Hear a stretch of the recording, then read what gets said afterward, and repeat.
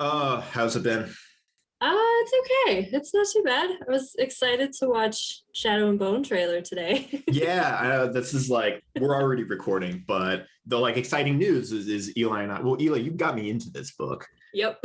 I haven't read the original the trilogy, but I've read the Six of Crows and the I forget what the sequel is called. Crooked Kingdom. Crooked Kingdom, yeah, Yeah. which I really liked. Lee Yeah. Bardugo, highly The recommend. original trilogy, I think, is much more like traditional YA, I would Mhm. say. The And other Six of Crows kind of like pushes it to like it's maybe more another like level. it's like yeah my impression is I have having not read the first trilogy, but my impression is like it's a little more mature in some of its themes and the topics it broaches. It's not like crazy, like Yeah. I wouldn't say it needs necessarily like a content warning, but it's also kind of structured around like at least the first one particularly is like it's like a heist story, Yeah. so it like plays Great. into some of the conventions of like I think like with like the Rick and Morty joke that's like 60% of the heist is assembling the crew and the other 40% is finding out the heist already happened. Like there's a little bit of that where like exactly. one of the like Kaz, one of the characters is this like kind of mastermind, and then something happens. He's like, I have foreseen this. It's like a Batman kind of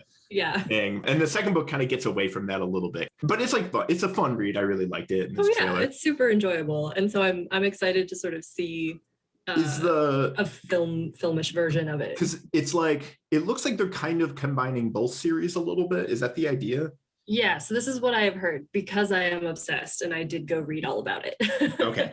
That they are sort of showing what one, because the original story of Six of Crows takes place chronologically after the first trilogy. Mhm. So they're starting in the first trilogy and sort of showing what these other characters that we don't meet in the books until later are doing earlier. So Gotcha. it's kind of prequel-y. Mhm. But sort of like adding more stories. But it still sounds like it's going to be heisty, which I'm excited about. Yeah, that's cool. I just watched actually the Ocean's 8, which I liked. I thought it was like it was a movie that I needed at the time. I just like I want like just like a fun movie to watch right now, and there it was. Yeah, it was good. Okay, I rewatched Ocean's 11 recently. That I love. I mean, that I think is great. The same. I need a comforting movie to make me feel good. For sure. Should we start our podcast? I guess.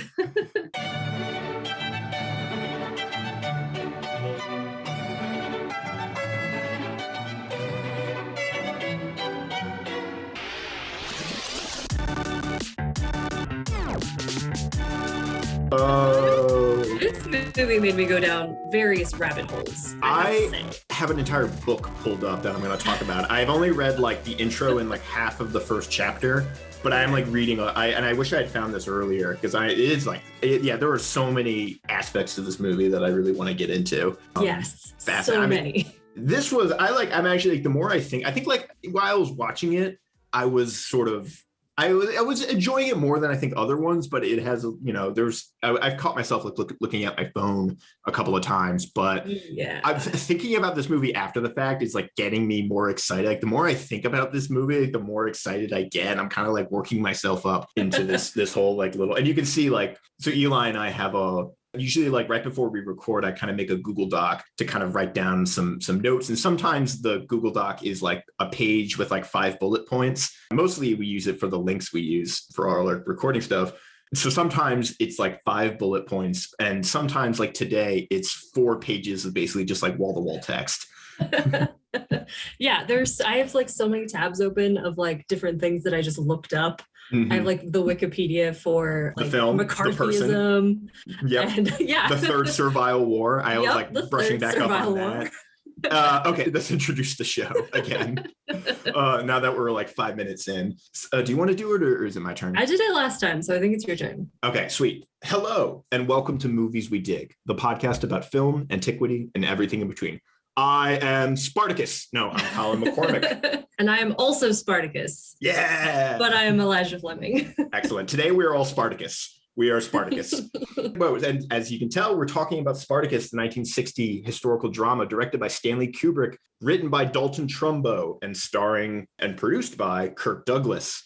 So, Eli, which is that's a hell of a list of names. Right? I forgot that this was a Kubrick film, which is something I want to talk about. Because it's something that is, well, we'll get right into it. But yeah, the obligatory question, Eli, do you dig this film? I think I kind of do, but I will say that it drags in parts. Like you said, I think I found myself kind of like getting distracted or looking at my phone, but just like for all of the topics that it brings up and the sort of odd recognition of human suffering that we sort of get in this movie, I think I dig it for, I don't want to say for that because that's terrible, but just yeah, I think I kind of dig this movie. I was just saying, it's a 3-hour movie with an overture and an intermission and an entr'acte, which is normal for the time. I'm trying to think, when's the most recent movie I can think of that begins with like that kind of like overture and has like an intermission. I guess like Tarantino films have intermissions in them sometimes, don't they? Sometimes, yeah. Sound of Music, yeah, has some of that. But when I went to a James Bond movie in Istanbul, and they forced in an intermission. Which one? Skyfall. Was that? I'm trying to remember if that was that's a long one. I think it feels like a long movie. Yeah, it does feel like a long movie, but there was like the lights came on, there was like intermission. I was like, what's happening? Oh, weird. So I was saying like this movie, like you were saying, this movie is, I think, far more thoughtful and it's just different. And like after having, we've talked about, particularly I'm thinking of Quo Vadis. Yes. And to a lesser extent, Cleopatra, but like in comparison to those movies, to me was like a breath of fresh air of just the themes that this movie wants to talk about, the kind of nature of the way the characters are constructed and relate to one another is just like, I mean, I think this movie is important culturally and historically for all sorts of reasons, but it was just good to see. What I really dig about this movie is it kind of gives me like a sort of hope for sort of sword and sandal films, because we've talked about how a lot of these movies or a lot of sword and sandal films tend towards more conservative ideologies or something like that. They tend to be about sort of brave, strong white men who get what they want. Yeah. I'm thinking again of Quo Vadis, which is a story of a guy who starts out with a lot and ends up with everything he wanted. Yeah. And this is not that movie. It's a movie about people in a sort of a general word. It's a movie about sort of systems, which gives me hope for is that like films about the ancient world can be used to tell these very prescient stories that touch on concerns and issues that like are pertinent to us, and that you can tell these kinds of stories. And what we've talked about a lot is this movie, I think, does what I look for, I think, in a good sword and sandal or historical drama or something like that, which is it uses ancient material to tell a sort of modern new story. Right. I am aware that as a historical film, like there's all sorts of problems, but like I don't care about any of that. And then the creators knew that too, and there was a conscious decision to be like the legend and the story we're trying to tell is more important than whatever actually happened, which I 100% agree with, and I think should be, because it's really about myth and mythology, which is just even academically kind of more my speed. I'm more into, if you give me a choice between exciting myths and sort of mundane but accurate history, I'll take the exciting myth, which is like the thesis of like Big Fish, but right. Well, like I think that I also connect with this academically as well. It's because like a lot of my research looks at people who aren't named in history, people who don't, show up in texts or literature, stuff like that, like really, really poor people, enslaved people, that kind of thing. So it is really intriguing to be able to tell stories that don't necessarily have to be historically accurate, but sort of register on a human level, as like, these were people who existed and who lived really, really awful lives sometimes. And like that can be in itself good storytelling. Yeah, like that. One of the notes that I kind of took down for myself is that there's kind of whole characters in this movie that aren't named. You just see them over the course of a couple of shots, like in the sort of,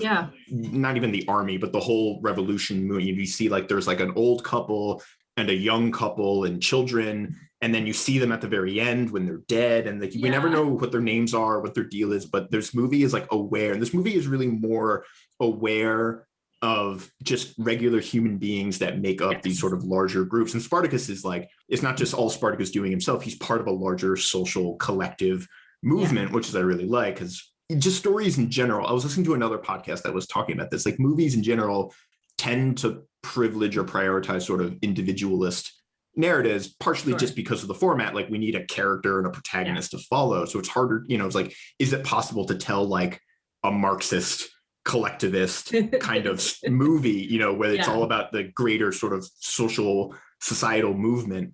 And I think, this has trappings, like there's a lot of Spartacus's individuality that comes through, but this movie is like aware of like the regular people that are also part of this larger movement in a way that, like in Quo Vadis, I don't even think Marcus Vinicius really cares about regular like Christians that are being persecuted.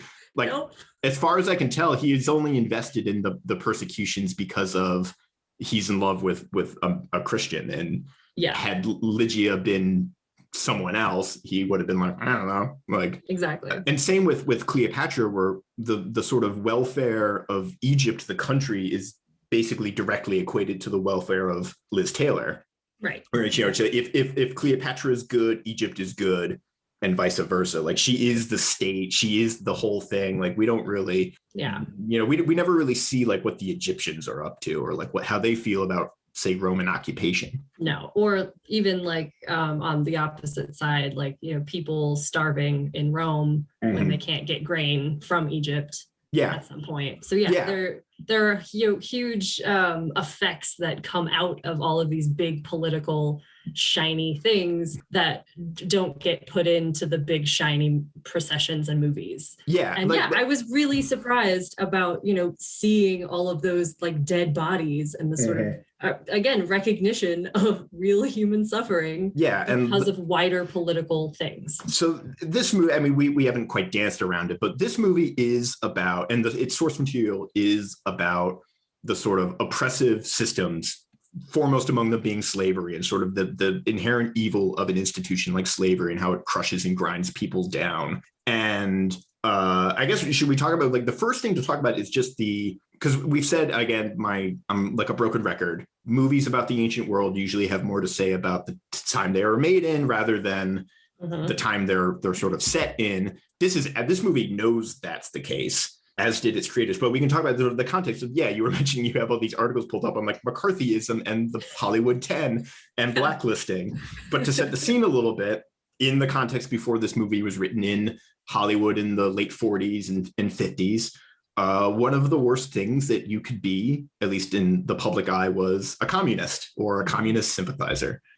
Yeah, and I think it's the scary, covert, like illegal FBI, the COINTELPRO, the counterintelligence program, was like started to sort of harass people suspected of being communists or communist sympathizers. And then, eventually got so scary and terrible. They're like the ones who assassinated Fred Hampton and all of this stuff. So this was like the beginnings of all of that. Really, all the J. Edgar Hoover shit. Yeah. Have you seen Judas and the Black Messiah yet? No, it's on my list to watch this weekend. I really want to. Yeah, it's a movie that I want to see, and I've heard it's good, but it's also a movie that I need to be in like the right mindset. I think it's going to make me really sad. Yeah, it's like we know how it ends, and it's not great. Exactly.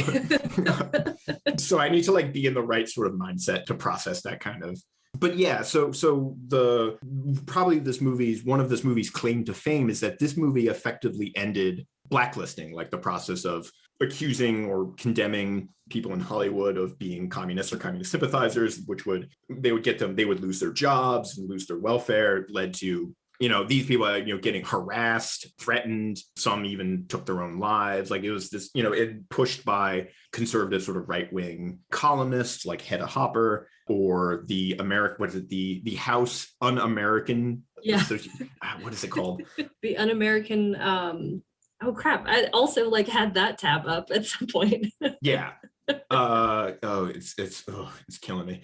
I just had it open too. Oh yeah, the House Un-American Activities Committee. That's it. Yeah, we're basically just going around and be like you're a communist. Ironically, that's that's like kind of a thing that happened in Rome under certain emperors, like Tiberius. People accusing each other of sedition, and it led to this kind of witch hunt scare. And so there's the Red Scare, but this movie was one of the forces that kind of put an end to it. So it's screenwriter Dalton Trumbo, who was one of the Hollywood 10. He's one of the most he was probably the biggest name of all the people that got blacklisted. And when Kirk Douglas decided kind of last minute to credit Dalton with this film, and then later also Otto Preminger credited him for writing Exodus, which came out I think the same year.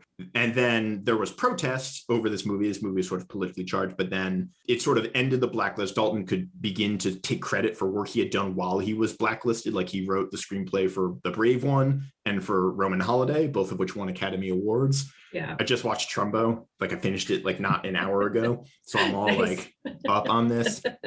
And John Kennedy crossed the picket line to go see this film and endorsed it. And then the whole process of blacklisting kind of fell apart by and large.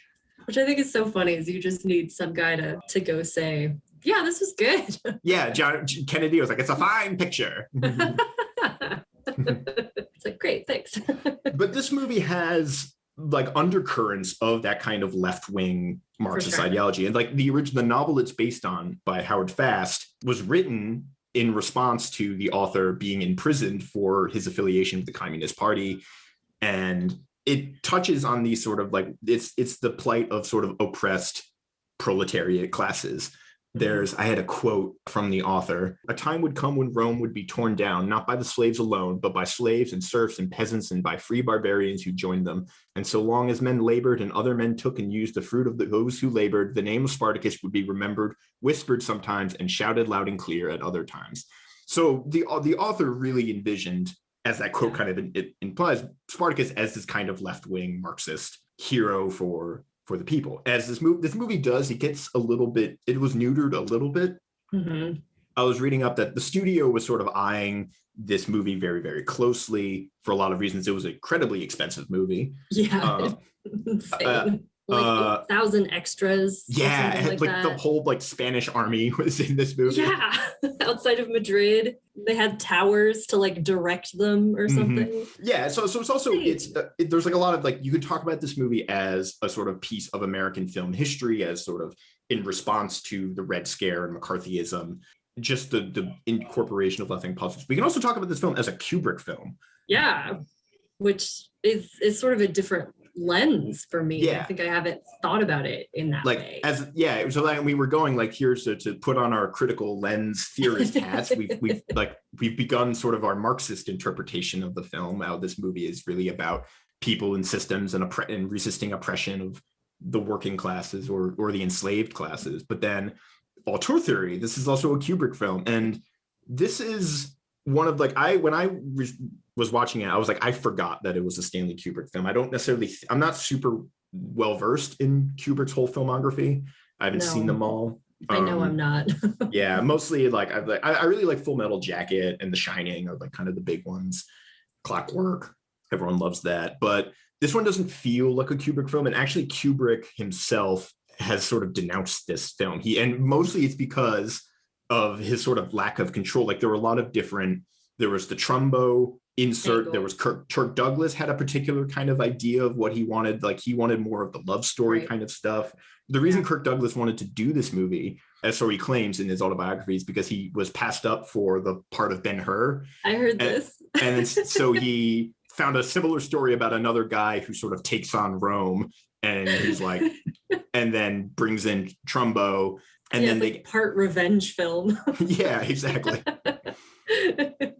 Well, yeah, I also heard that a lot of the battle scenes and the more bloodier, gorier parts that we might more associate with Stanley Kubrick were cut. I think there isn't a whole lot of blood even when gladiators are killing each other. And I think there's that one scene. Yes. He chops off a guy's arm. I was just about to bring that. There was a couple, there was in that battle, I was oh, I am watching a Kubrick film where a guy gets his arm chopped right off. And it spurts blood. Yeah. And another dude jumps in front of the camera and he's covered in blood and he's screaming. And I was oh, yeah. Yeah. So one of the I was just reading in this book I checked out from the library called Spartacus Film and History, edited by Martin Winkler. One of the chapters was talking about how Trumbo, when he saw the initial, well, first of all, so Kubrick wasn't even the first director. Anthony Mann was the original director, and he shot basically just the quarry scene, and then Kubrick came in later. By the way, Kubrick was 30 when he directed this movie. Which is insane. I know. I'm thinking about, that's like one of those, like, now having just turned 30 myself is like one of those depressing. I'm like, I have, you know, like, man, I have directed this is his fourth film, but like.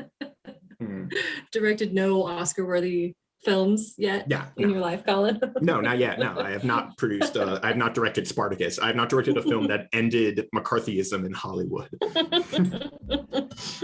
Or commanded a budget of something like $12 million or however much it was.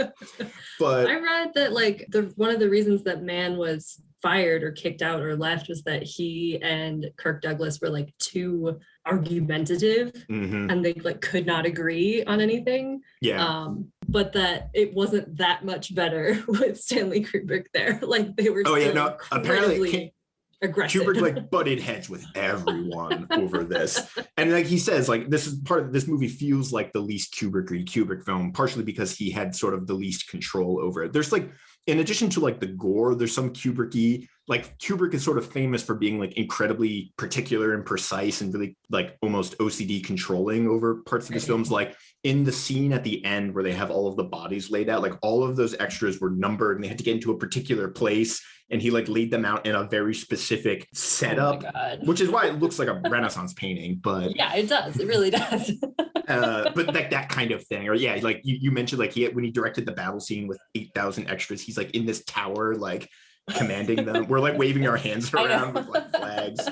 But truly, I mean, that is like impressive as hell. I still look at that battle scene. I'm like, oh my God, I can't believe they did this. Wow. And that's, it's like not computer generated. They're like real people. Yeah, it's just like an actual army out there. Yeah. But so I was reading that when Trumbo saw some of the screen tests for this movie, one of the things like Trumbo, I think, wanted it. He originally had like a more radical political message, as you might expect, and sort of more in accordance with the source material or the novel. But after he saw the test screening and he did not like it, and he wrote in 72 hours, he wrote an 80-page response for Trumbo's like, here's all the problems I have with the movie. And it was some stuff like he wanted more battles. He wanted sort of montages. He wanted to, I think, really dwell on like the various successes that the slaves has. But kind of this chapter I was reading in this book we kind of boiled it down. Like the problem that Trumbo had was a dilemma between what he calls large Spartacus and small Spartacus, where the large Spartacus is the idea of Spartacus as this figure who led this major revolt that like shook Rome all the way to its core and had a series of victories, and he toppled the whole Roman Empire. And then small Spartacus is basically he just led a sort of small jailbreak revolt with, sort of little victories. And Trumbo's kind of problems that the film kind of wavers between large and small Spartacus. And Trumbo thought like we should go large Spartacus, all big stuff. Like this guy almost undid Rome, root and stem, or root and stock. I don't know the expressions. I make my own expressions up. I'm Spartacus. I'm Spartacus. There you go. I should just like cut in like constant like I'm Spartacus. I'm Spartacus. Like every time we say Spartacus, I go I'm Spartacus. I'm Spartacus. And then his criticism is that the film kind of turns towards small Spartacus and undermines the sort of significance of this character. And Trumbo wanted them to go all large Spartacus all the way. What does like the end of the movie look like for a large Spartacus? Because like, do you think like, is he still crucified on the Appian Way, or? I mean, presumably. I think the idea must have been that like, I think part of it might have been something like he almost marches on Rome itself or something like that. Right. Which is something that historical sources are kind of. Yeah, well, because like, and I don't know if we want to wait to actually get into the historical Spartacus, but yeah, we have like sort of contradictory views. Yeah. So how actually problematic Spartacus was, and I think some of that is like the politics of the people who put down the rebellion and how much they wanted to aggrandize themselves via this victory. Absolutely. I mean, like many sort of, it's a cliche thing to say again, but like history is written by the victors, as we all know. Yeah. And also a lot of we have very little on Spartacus. Most of what we have, I copied down a list of our sources, but Plutarch, Appian are kind of the biggest, a little bit in Sallust, a couple of other sort of lesser known historians like Velleius Paterculus, Florus, Frontinus. Orosius. Some of these I've never even heard of. And they themselves are, one, most of them written way after the fact, influenced by the intervening decades and centuries. Two, have very different internal views. Like I think Appian is more of the like aggrandizes it. He's like Spartacus almost was going to march on Rome, but as a result, like Spartacus as a historical figure is very shadowy to us. Yeah, because it's like his name and the fact that he was from Thrace, I think is probably like the most thing that everybody agrees on, and that he was a gladiator and that they escaped from a gladiator school in Capua. Like that is the baseline. It ends that's exactly, it ends basically there. And like one of the main contested issues is what like the larger motivations of Spartacus's revolt. So this, to like contextualize a little bit in Roman history, we call this event the Third Servile War, which, as its name implies, there were two other major slave revolts in Roman history, particularly in this period of the Republic. This was the last big one. The other ones were in Sicily, I believe. Or at least one of them was, which is where, just again, historical context, was where most of Rome got their food. It was kind of like a grain belt area for Italy. So it had large sort of slave populations. And I mean, the Roman world itself slavery was everywhere. Exactly. Yeah. Slavery in itself, I think we should come back to at some point. But let's put a pin in it right now. But. But like what I understand is the two sort of like varying emotions. Is it just like Spartacus and some of these other gladiators were like, let's just not be slaves anymore. And they sort of go out into the hills and maybe try to get out of Italy at some point, versus the whole let's like stop slavery from existing. Yeah, like an abolitionist. Yeah. And as I was sort of reading it, as I sort of remembered and as I was kind of reviewing that, the general consensus, I think, among historians now is that there's nothing that says he wasn't, say, an abolitionist, but there's nothing to suggest that that was part of his sort of larger motivation outside of just their own personal liberation. Yeah, because there are very few true abolitionist figures in ancient history that we know of. Yeah. And some of them advocate it for like not the reasons you would expect sometimes. Exactly. like most more modern and like in our own sort of early modern and modern in history and engagement with slavery is we've kind of come back around to the idea of like human dignity, and that it is morally reprehensible to enslave another human being, and it is a violation of sort of personal liberties and natural or not natural order, but like natural law, and that like as thinking, living, feeling human beings should not be subjected to that kind of harm. Right. That is not so much a thing. No. In ancient thought, like some of the arguments that people make for like not having slaves are more about like because having slaves like makes you lazy and corrupt. Like the slave owner. It's not necessarily like or that like people need to have jobs, so don't give it to a slave. That sort of thing. Yeah, or like some weird But anyway, back to Spartacus, sort of for the moment. That one, I think this bit is in Plutarch, where one of the big confusing points in what we sort of know or was gleaned from Spartacus's history is, so he leads, like you said, he revolts from Capua from a lanista, which is like a gladiator trainer. I have a fun story about this act. Not the way I phrased that made it sound like I have a fun story about revolting from a gladiator trainer in Capua, which is not what I meant. But I want to get back to Capua in a second. But he revolted, and then he defeats a couple of small Roman forces, and then his movement grows. At some point, we think he made it something like 70,000 people in his. But the higher aggrandized numbers get up to like what the million mark or something, but it probably wasn't that. There's a whole I mean, dealing with numbers in ancient sources is tricky business. My own advisor, who's been friend of the show, guest on the show, Ayelet Hansen Lushkov, was giving a paper about numbers in Pliny a few months ago that I saw about how like the motivation behind, because some authors will drop like ridiculously huge numbers on you. Herodotus most famously. Absolutely. When he says something in the effect of like Xerxes crossed into Greece with like 250,000 soldiers or something like that. You're like, 250,000 Persians. Anyways, the thing I'm taking a slow time to get to is that as Spartacus's revolt is growing, he, at one point, I think in Plutarch, he gets to the Alps.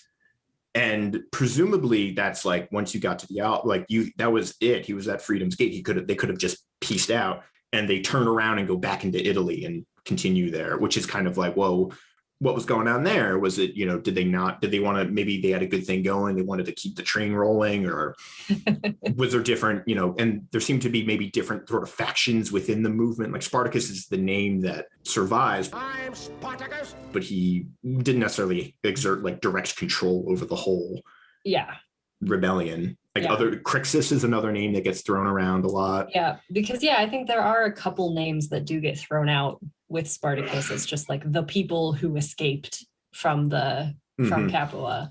But it's also like, who wants to try to cross the Alps? That sounds really hard. I don't know. Yeah. And then so the alternative plan was maybe they would go down south to cut a deal with these Cilician pirates, who are just a famous sort of. This was right around the time that actually Pompey's waging war on the pirates, right? Yep. Yeah, piracy was a big problem, and well, historically, like Pompey is one of the people who supposedly helped actually kill all of these slaves. So I don't know. I mean, the skeleton of the narrative is there technically. Yeah. So it's there's a lot that you can do with that story. It's kind of the perfect in a ways, because we have this like silhouette, which gives you so much freedom to kind of color in the lines, and thus we can generate this like sort of relatively leftist progressive kind of story that I sort of am taking, like, which is the thing I love so much about this movie, is it's the courage to be about sort of people like large groups of people resisting systems of oppression, which is a little bit like touches on things that we care about now. No, exactly. I was going to say my Capua story. Oh, yes, please. I kind of buried the lead a little bit, but my experience with Spartacus was when I was an undergrad and I was in Italy. I was living in Italy for a semester doing ancient Roman stuff, and I gave a presentation about Spartacus at Capua. Like, it was actually it wasn't in the amphitheater. Capua, by the way, today is a wonderful site that if you have the opportunity, once you can travel safely, that our listeners should visit. It's really cool. I think its stadium, I would go out and say, is better than the Colosseum. Ooh. That might be a contentious. Shots fired. I say it's better for a couple reasons. One, it's way less crowded. Well, that's a good one. It's I mean, outside of the trouble of getting to Capua, it's much more navigable. Like, you can go in and walk around. The substructure is super cool. Like, you can go into the substructure of the arena, and there's like little, like, it's kind of like in the basement around the outside of the ring, if I remember correctly. And there's like all of these different walkways, and they have like little drainage. Sweet. It's real. If you're into like sewers or water or drainage and that kind of thing. No, I am. Yeah. And there's a really nice museum. There's like a little museum kind of attached to it. So I gave a presentation about Spartacus in that museum. I mean, this was now almost 10 years ago. Oh, baby this would have been in like the spring of 2011 or something like that. So like almost exactly 10 years ago. Wild. Oh, what a fool I was. I apologize for everyone who knew 20-year-old Colin. Baby Colin. Yeah. So have you seen this movie before? Yes. Not actually before I gave that presentation, but I think I saw it for the first time in college or something like that. This was not the first time I've seen this movie, but I hadn't seen it in a while. So I had not seen this whole movie. I feel like everybody has like seen the Spartacus scene. I'm Spartacus. And the parodies. I'm Spartacus. Of course. I think when I told Nick that I was watching Spartacus, he went and played an old Pepsi ad where they're like holding up a Pepsi, and it's this Spartacus clip. Wait, seriously? I'm Spartacus. Yes. Oh my God. Go I Google hate that. the Spartacus Pepsi ad. Take this moment of human solidarity in the face of oppressive regimes, and you turn into a captain. I'm like, yep. I mean, if we weren't made it clear, like, I lean a little bit towards towards the left end of the spectrum, but that's such a slap in the face. I know, this like capitalist bullshit hellscape. But that's what he played for me. So yeah, that I had seen that clip before in like an ancient history class. But I feel kind of cheated almost that we didn't get to watch the whole movie. Yeah. Because I think there are more things that you can actually talk about besides just that like 5-minute clip. It's one of those things that it gets extracted from its source material so much that it like loses, it like grows new meaning independent of its original context. Exactly. Hence the Pepsi commercial. I mean, this is a comment. I mean, like how many times we wring our hands where like a political campaign uses a song that is like in direct conflict with their own ideology. I'm thinking like obviously most famous is Reagan using "Born in the USA" or was it Trump? What did he play? What did Trump play? It was like YMCA when he left office or something like that. That's really funny. Like songs that, or there was I think it might have been Creedence Clearwater, or there was some band that like had like a cease and desist or something. Yeah, I remember that. I'm trying to remember who it was. It might have been John Fogerty. I lost my train of thought. I know. I was like, where were we? I'm so sorry. A couple of things. So we can come back to, if you want to talk about slavery in ancient Rome, or we can start with that. So I think it's surprising that there is a movie like from the 60s about ancient slavery, kind of, because just in like a, trends of scholarly attention, slavery itself has sort of gone up and down. But more recently, people have been really, really interested in talking about the lives of slaves, motivations of slaves, and, how human beings whose, again, names aren't, written on monuments, etc., sort of lived in the ancient world.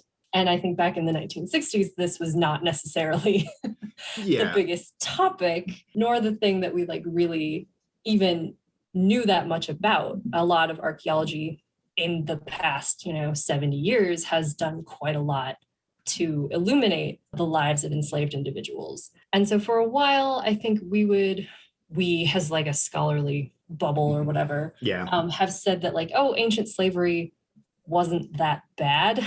And I do think that that's kind of bullshit. And it surprised me how much this movie in the 60s really harped on just the terrible living conditions of ancient slaves and how shitty that was and how terrible it is. And I think it does maybe sort of hit at a problematic turn when we think of the 1960s as also like civil rights movement and how, all of the slaves in this movie are white people. Except for Draba.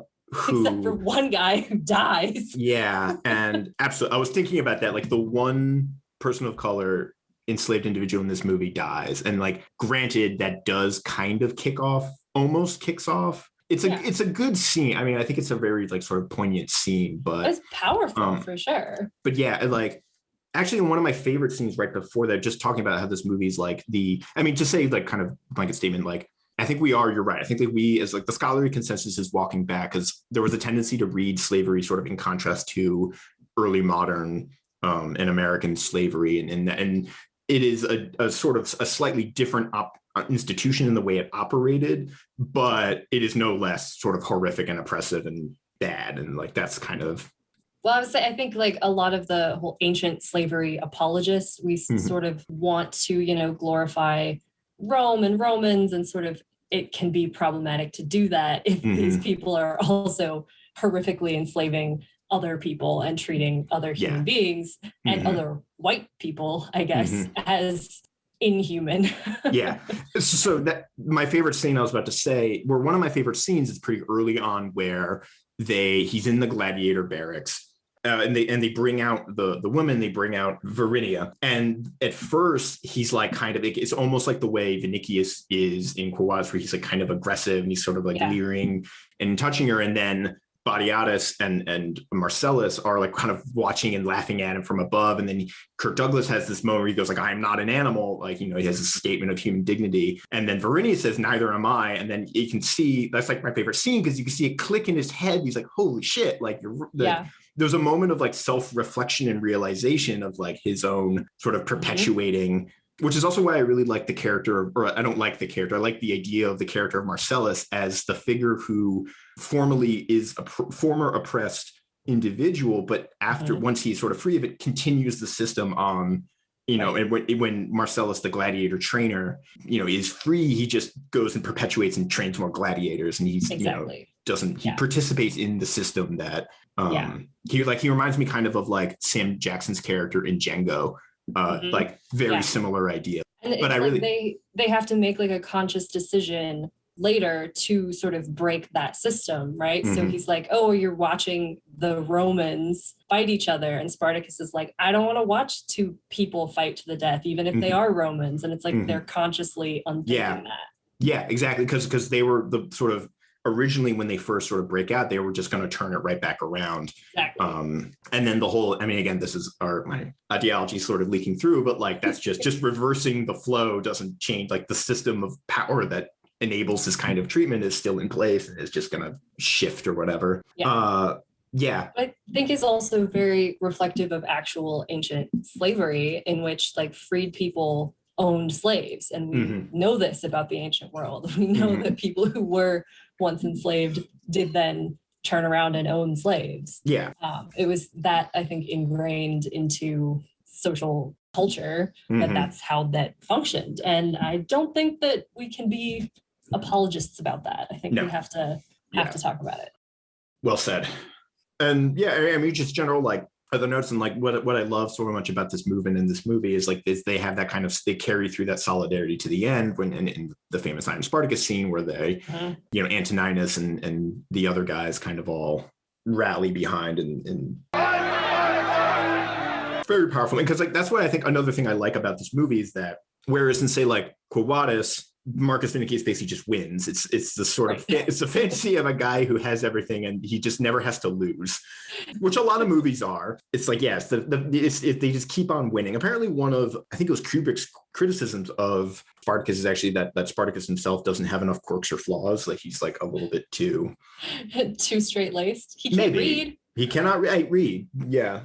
And he's kind of always right. That's But he in the end he loses, which is kind of what he loses sort of the physical battle to Crassus, but he wins a larger moral victory, which is I think is like kind of the best part of the story. Sure. Whereas other sort of crappier stories would, I don't know, Spartacus would win. Or they'd find some way to massage it where he like somehow wins in the long run. Yeah. But he doesn't win, at least like sort of formally, like his revolt is ended and his life is taken. His wife and child managed to escape and find freedom. Which I was kind of surprised. I did not actually see that coming. I was like, oh, yay. Well, I want to come back around to Gracchus because he's like maybe my favorite part of this movie. Oh, okay. But he wins the larger ideological victory, which I think is poignant and is what is sort of good about this movie. Yeah. I have something on, I think, just like the characterization. And again, this is really just a total opposite of Quo Vadis in the entire romance. I really liked, like after their initial meeting, Spartacus and Verinia, they have this sort of like kind of very touching moments where like she's pouring him water and he just like touches her hand. He asks her if she's okay. She like pours water on somebody. Who's like Glabrous. Yeah. And it's just I hate Glabrous. That guy fell straight out of Martha's Vineyard and he's like he was so terrible. It was a great it was a great casting choice, but he was like the perfect like he was like this wasp 1%er, like they're only slaves. Yeah, let me go to where, and like if he were today, that guy would wear a sweater tied around his neck and like boat shoes and dockers. Exactly. But and then when they are reunited, they have just sort of this like almost hysterical like laughter that just, they seem like very genuine, like traumatized people who are actually happy to see each other. Yeah. Like I said, like in contrast to Quo Vadis, where it's kind of a creepy, one-sided, possessive and aggressive relationship. Yeah. And then even in Cleopatra, where the Anthony Cleopatra is like weirdly felt contrived or deeply toxic in some way. Why? Where this, like, I was like, man, this romance is like quite refreshing. Where it's like I could like they did seem to genuinely show they have great chemistry and they show affection for one another and they care about each other and like are very tender. And they like laugh together, which I feel like isn't something that we've really seen. There's like it's always so like serious and I love you, but they have these very like happy real moments. Yeah, they like joke with each other and tease and like in a way that like real people do. Exactly. So it was there's never a scene where Spartacus like gets mad and like smashes a bunch of stuff or like he's a pretty, after their initial encounter, he's like, they're always sort of nice to one another. Exactly. And so I believe the romance and I want them to succeed, which is just effective storytelling. Yeah. So points for that. I don't know, do you have anything about like Kirk Douglas, anything? This is my own confession. I can't get over his chin a little bit. Oh my God. I was like, is there something there? Is there dirt in his chin? I just want to like touch it. I just want to poke it. Yeah, he just has a great chin. Great with like a capital G. Great as in Pompey the Great. I have no strong feelings about Kirk Douglas. I thought he was maybe a little bit boring. Yeah. But I think that might also just be the character. He's sort of like a stoic. He doesn't, speak a whole lot. He was a little Cypher-like. Yeah. But it didn't bother me. There's a weirdness. So I was saying, I just watched Trumbo, the 2015 movie about Dalton Trumbo, who wrote Spartacus, and it kind of ends, the final act basically of that movie is sort of about Spartacus. And they have a new actor, Dean O'Gorman, who is Philly in the Hobbit movies. He plays Kirk Douglas in Trumbo. Weird. I would never have recognized him. Yeah, they do something like, it's kind of that weird, like he kind of looks like Kirk Douglas, but not really. But there's a scene where they're watching test footage of Spartacus, and it's the scene with Draba when he throws the trident and he refuses. It's that scene. And they basically like kind of digitally like superimpose Dean Gorman's face onto Kirk Douglas. It's real weird because you can kind of see the, because like this was in 2015, and not that we haven't exactly cracked the code on the like that kind of like digital like recreating dead actors and things like there's like all Star Wars, I feel like does this the most, where you've got like Carrie Fisher, but like or Luke Skywalker. If you saw The Mandalorian, where they got young Luke Skywalker, but so they do that, and they play that scene as the original footage, but then it's got Dean O'Gorman's sort of face, so it kind of looks a lot like Kirk Douglas, but you can tell it's not, and you can also kind of see like where, like I was looking really closely, and you can kind of see like where the neck, like where the seams are a little bit. It's a little surreal. It's not long. It's a really brief part of the movie, and it's not really like super integral, but it was strange. That's so weird. It is, it's real weird. But the other characters I really want to talk about are the politicians, basically, like Crassus and Gracchus and Caesar. Do you have any? I thought I was like Gracchus. Yeah. Gracchus? I did a whole deep dive because I myself was deeply confused so context, there are two very famous politicians in Roman history, Tiberius and Gaius Gracchus. They're these brothers. They essentially advocated for the power of the plebs, for the lower classes in Rome. They were sort of popularists, leading these sort of movements in that branch of politics. It was very divisive. It was a lot of political violence. But the point of confusion for Eli and I is that this happened in like the 120s BC. Decades before most of these characters would have been born. And so I was like, is this supposed to be like the Gracchi? Is there another Gracchus who was actually alive at the time that was like hanging out with Caesar? And I was like pulling my hair out, being like, have I just forgotten something really important about Roman history? And so in the novel, it is basically inspired by Gaius Gracchus. It's just sort of a transposition it's kind of like he's loosely Gaius Gracchus, like the one, but he would have been like 100 years old or something like that. That's so funny. Yeah, because I was like, that can't possibly be. No. I like had to do math in my head. I was like, wait. Yeah. No. But yeah, he was very fun, just like as a character. He was very entertaining to watch, and I loved the scene where he comes out of the Senate with Caesar and like buys a chicken for sacrifice, and he's like holding this live chicken, and I think it's Caesar, right? Who says and he's talking about whether or not he believes in the gods. And he's like, privately, of course I don't, neither do you. And publicly, I believe in them all. It got me. I really loved that interaction. I thought it was great. He had a lot. I literally like he has a whole bit where he talks about like how he like doesn't trust skinny people. Yes, Which I Like, thought we are was, corpulent. yeah. Or just at the end in his final movement, one of my other like little touches is he's looking at the daggers he's gonna use to take his own life, and he's like, I'm gonna go with the pretty one. I know, it's so funny. He was great. Yeah. Yeah, and he's just kind of great. Yeah, he frees Varinia at the end. He's sort of instrumental. He's sort of conspiring, and he has that undercurrent of like that he is this politician sort of for the masses, whereas Crassus represents the absolute elite 1%. And they have that argument about, or I don't remember if it's Crassus and Gracchus or Crassus and Caesar, where it's like one is like Rome is the mob, and Crassus is like, no, Rome is like an idea from God or something like that. It just goes back to sort of age-old sort of conflict in Rome between patricians and plebeians and sort of upper and lower classes, and where people fell in senatorial ranks and non-senatorial ranks.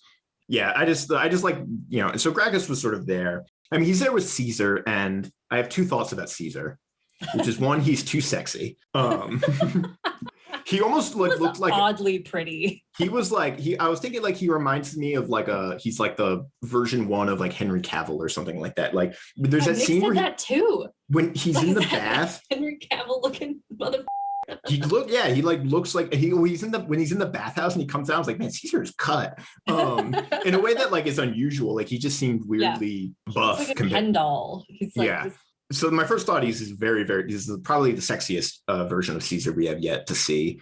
And 2 is that this is another case where we were kind of talking about the like historical determinism in a film. Like Caesar's not in this film because he really does anything. Like he's not integral to the plot. No. He doesn't really do much. He's just sort of there as like a witness to all of this. Yeah. Just kind of hanging out in the background, but he's there because it's Caesar and we know it's Caesar. And so this, I think we're supposed to understand that this is a formative experience for Caesar that's going to later influence his political career and all the decisions he's going to make. But that's really all I have to say about Caesar. I was kind of sad though that we had Caesar doing nothing and we didn't have Pompey. Like I think they talk about Pompey. They do. And it's like he was actually influential and like did stuff in the Third Servile War. I think it would have been fun to see. I had like a Mandela effect moment where if you were to ask me before I rewatched it, is Pompey in this movie? I would have said yes. I was like, yeah, I remember that. I'm like, there's a scene with Pompey, right? No, there's no Pompey scene. No, I think they say his name because they talk about him like also bringing an army, right? Yeah, his is one of the armies that shows up. Yeah, but yeah, I was like, oh, we just have Caesar because we all know his name. I want more Pompey. Yeah, and we don't get a lot of Pompey just in film generally. He's considering how integral he is, right? Like in Cleopatra, he starts off dead. Right. Yep. He's in HBO's Rome. That's really the main one I can think about Pompey. Yeah. I can't think outside of that. I'm sure there's other ones, but there's not a lot of Pompey. There's not a lot of Pompey. I mean, it was pretty wild. He sort of famously, he was one of the 3 most powerful men in Rome, or would be. Also, like single-handedly ended piracy. Well, like Crassus being the other one, right? Like Crassus is the other like super crazy wealthy one in There's some good Crassus stories. Yeah, he was so wealthy supposedly that he could personally finance. He was like freaking Jeff Bezos or something like that. Like he could personally finance his own legion. Like he could just pay for a 5,000 soldiers just out of pocket. That's how rich he was. Yeah. Or didn't he also have like the privatized fire department equivalent? Yes. And if your house was on fire, he would like stand outside and be like, pay me money and I'll put it out. Yeah. Oh, it was worse than that. Supposedly. And yeah, he's a great example of why privatization. We're saying this in Texas as we just had our own run. Oh, yeah. We're recording this on January 26th. So we're basically a week out from Texas's whole power grid kind of eating shit, for lack of a better word. But so yeah, the Crassus would when your house caught fire, he would show up with his own personal fire brigade, because that wasn't like sort of fire safety wasn't, or at least sort of state funded fire safety wasn't a thing yet. It wouldn't be until after Augustus. But he would show up with his own personal fire brigade and offer to buy your house, and he would just wait as your house burned down to drive the price down, and until you eventually caved, and then he would buy your house sort of at a fraction of what it should be worth, and then put it out. And then so he ended up buying up a bunch of real estate in Rome that way. So messed up. Real classy move. Got his comeuppance though. I was about to say he did kind of go out like a chump, where he marched an army into Parthia, and the Parthians killed him and stole an eagle, and it was a huge fiasco. Kind of a big faux pas on his part. But he was wealthier than God. Yeah, I think his house was the one in the movie where it was like that giant swimming pool and all the like that works. That we haven't mentioned, but there's that scene. So this movie, probably the one that you and I watched, was a restoration that was made recently, and they added in some footage that wasn't in the original cut. The most famous of which being the scene with Laurence Olivier and Tony Curtis, who played Antoninus, where he's talking about. This is one of the things I didn't really like about the movie is Crassus is kind of, there's this whole thing where they have that conversation, like, do you prefer snails or oysters? And it's just like veiled, I mean, not that veiled, but it's just talking about sort of Crassus's like bisexuality or something. And it's framed as like kind of just his own, as like part of his like vice and his greed and his sort of indulgence and gluttony and things like that. So I was like, and that part didn't sit with me. But what I was going to say is the interesting part is Laurence Olivier obviously was not alive, and so his lines were spoken. They didn't have the dialogue. His lines were re-recorded by Anthony Hopkins. That's awesome. So in that scene, it's Anthony Hopkins actually speaking. Wow. As he has and if you go back and listen, you can kind of hear it. I didn't realize it at all, but then until I read that fact. That's cool though. Yeah, but yeah, Crassus is in this movie. He's the elite. He's the bad guy, I guess. Yeah, oh yeah, no, he's the main villain. Yeah, but just like the super rich bad guy. Yeah, who wants to like sort of didn't have that much more characterization, but he maybe like gets the sort of personal vendetta against Spartacus toward the end. Yeah, because Spartacus kind of like shows the cracks in the system, kind of. Yeah, he exposes the fragility and sort of slave revolts for something that the Romans took very, very seriously. They're sort of they had 3 big wars about this, and they did, at least as sources tell us, they did crucify all of Spartacus's men. Yep. From Capua all the way to Rome. It was, I forget how. Yeah, it has to be seriously horrifying. Yeah, it was what they say, 6,000 people or something like that. Yep, that's real bleak stuff. Yeah. So we should not talk about how slavery was not that bad. No, but which leads us also to the other character that we were hitting on a recurring theme of actors who tend to crop up in movies, but we got Peter Ustinov again. Yes, I loved him. He was great. He was so smarmy and terrible, but his like little off one-liners were beautiful. Yeah, I really like that character. He did win an Academy Award for supporting actor for this. Oh, I'm so glad.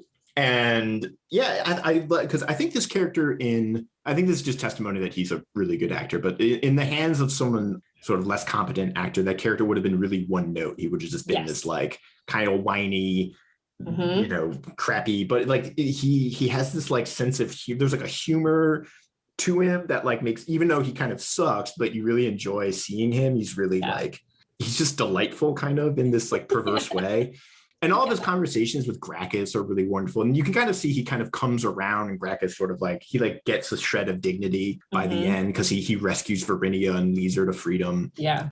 He gets whipped by Crassus. I mean, he's sort of motivated because he's basically, I'm not going to give up something for nothing. And then Gracchus kind of teases him like, oh, are you growing a spine all of a sudden? I know. It's like, add courage to your list of growing virtues or something. So I think like, much in the same way that Nero, I think, was our favorite part of Quo Vadis. Batiatus is, I mean, they really fleshed that character out, because I think all we know about, we just have his name, right? In terms of the historical. Yeah, just his name, and that he like owned some gladiators. But yeah, I think it's so interesting have this person as not elite as like Gracchus or Crassus, but also not like a lowly enslaved person or something. He's sort of like trying to claw his way into the elite. He has that bust of himself at the beginning, which I think is so funny. He's like trying to be this super, wealthy, society man. And, everyone's like playing that game, right? Like they're all trying to like accrue social and literal capital, and and he sort of gains maybe some self-awareness and some dignity, as he says, toward the end. Yeah, just delightful. I love it. Leads me also, because I'm thinking about his. So have you seen, I think we might have watched it together, but the more recent show, Spartacus? Yes. I've seen the first season. I know they made at least 3. I think so. That sounds right. But the main actor, I know, died of cancer, so he was replaced at some point. Yeah. I don't think I saw anything with his replacement. The show took like had a weird sort of arc. And I think I saw the first season and then never really got past, but like, the Badias character in that is sort of the opposite of, he's just like creep. It's what's his name? The guy from The Mummy. Jonathan from The Mummy. Yeah. I don't know his real name. I just know him as Jonathan. That's the only other thing I've seen him in. Yeah, he is John Hannah. He is very one note, creepy. Yeah, he doesn't have a whole ambitious creepy dude is his whole character. and did that show in general, I don't have much to say about it other than it's just 300. Like it took all the wrong lessons from 300 and it's just more of that. Like it's very clear, like the it's got that same kind of like that, the way it's like lit and has that like filter over it of like that sort of CGI blood splatter. I remember like there's so many gratuitous shots of like when they have the gladiator fights of just the crowd losing their freaking minds. It's like there's like a fountain of blood and all the crowd is like going nuts. It's like in slow motion. You can see like clothes are like falling off and people are like naked. They're like eating each other alive. It's like, dude, everyone's like, calm down. What bothered me so much about that movie, and maybe this is a really weird point, but all of the women wore like crazy push-up bras. Like their boobs were all smashed together. And I'm like, that's not how. This is not the first time you brought this up, I think, works. Right? Probably. This is, I think, this is a recurring grievance of yours.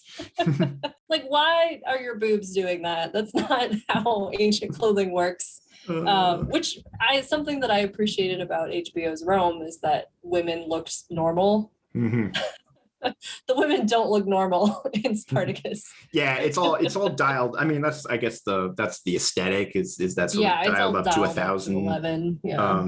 And it's like weirdly like has this like weird masculinity to the whole thing. It's just like I don't really have much to say about the show. Maybe we might cover it later, maybe not. Yeah. But I don't know if it's quite as. Nah, I don't know. I part of it is like we like whatever we do, we might just be overthinking it. Exactly.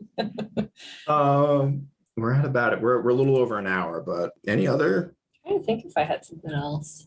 This movie was it was Universal Studios' biggest moneymaker until Airport, which I guess was only 10 years later, but. I mean, that's a good long while. Yeah, no, I mean, this movie, I the more I talk and think about it, the more I like this movie, and I like the idea of this movie. I like what it can be. Yes. I like that this is a case where you can really, I think I said this already, but this is a case where you can use ancient history to tell not only a very sort of modern story or something that appeals to modern issues, but one that is also appeals to sort of more progressive, say, politics, or like to talk about these kinds of using the ancient world to talk about issues like enslavement and oppression, systems of power, things like that. I like that this is like gives me sort of hope that we can have stories like this. I mean, we've yet to really realize them, and I think even ones that do are very one note about that kind of thing.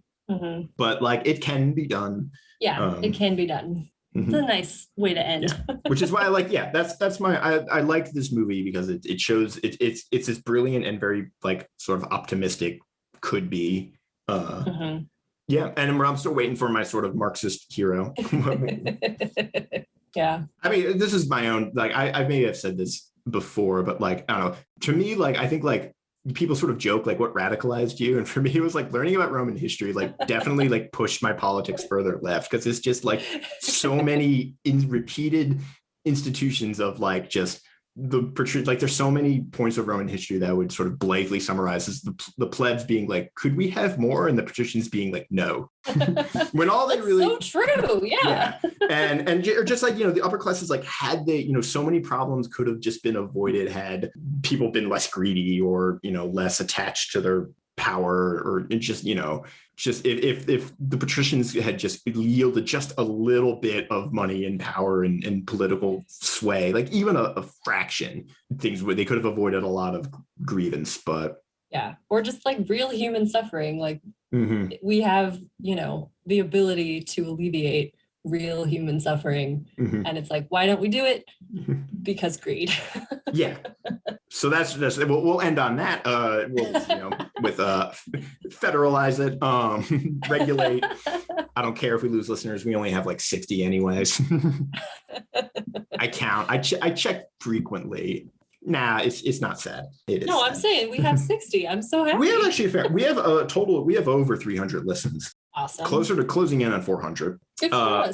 Yeah, it's also been good. We've been doing this a lot longer than I realized. It has been a while, yeah. Because one of the places where I check, it says it has like in the last 90 days or of all time, and so it goes beyond 90 days. We've been doing it longer than 90 days, which leads me to the thing that I always should plug at the end, but we forget to, is that we are on obviously Stitcher and Spotify and Apple, but leave reviews, follow us, subscribe, particularly on Apple Podcasts. That really helps. We have 3 reviews. One of them is me. Colin. What? Oh, like other people don't do that? I know they do. I just think that's wonderful. Awesome. Yeah, so leave us 5 stars. If it's not 5 stars, I don't want to hear it. You can fight me after work. And you can follow us on Twitter at Dig Movies, and follow Eli too. Oh yeah. I don't do much on my Twitter, but I do. I'm so bad at Twitter. Twitter stresses me out. I mean, so it really stresses me out. Every time I try to do something, I'm like, oh, nope, it's bad. I hate it. Because I think like part of like being good at, like a huge part of just being good at Twitter is just being present and just being like active, liking a lot of things. And and like participating. Yeah. And for me, the way I phrase it is communicating with other people via electronic media, like either if it's writing an email to someone or like tweeting someone, is the most like labor intensive process to me. Yes. So I tend not to do, which is why I put off writing emails, particularly emails where I need to ask for something. I hate doing that. It stresses me out. And it's like emotionally exhaustive. There were like early days in the pandemic where I would spend like my whole work day would be like drafting a one email. I have done that. Yes. Oh my God. Yeah. So like Twitter is like kind of the worst of that, because it's like engaging. Like I'm happy to engage with people. I prefer to just be left alone a lot of the times, but engaging with people on the internet is a very labor intensive process for me, as is like texting people and things like that. So I tend not to do it. But but like I said, rate, review, subscribe, follow us on Apple and Podcast, and we'll be back next week with another film. So bye. Bye. Bye, Spartacus!